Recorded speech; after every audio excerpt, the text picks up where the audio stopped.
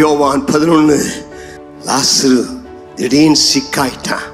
உடனே மார்த்தாள் மரியாள் டாக்டருக்கு ஃபோன் பண்ணல, ஆம்புலன்ஸுக்கு ஃபோன் பண்ணல, பக்கத்து வீட்டுக்காரர்கிட்ட சொல்லல.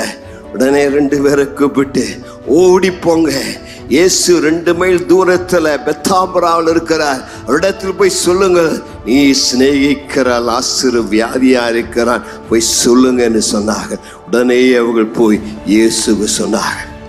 இயேசுவிடத்துல மார்த்தாள் மரியாள் லாசரு அன்பா இருந்தாங்க. இயேசு ஒரு இடத்துல அன்பா இருந்தார். அடிக்கடி உங்க வீட்டுக்கு தங்கினார். ஆனா கூட அவங்க வீட்டில் ஒரு வியாதி, ஒரு மரணம் வந்தது. இயேசுவை நேசித்தா வியாதியே வராது என்பதல்ல, வியாதி வரலாம். ஆனால் ஒரு விசுவாசத்தின் சோதனை, அந்த விசுவாசத்தின் சோதனையிலும் தேவன் நம்மோடு கூடவே இருக்கிறார். கர்த்தருக்கு மகிமை உண்டாவதாக.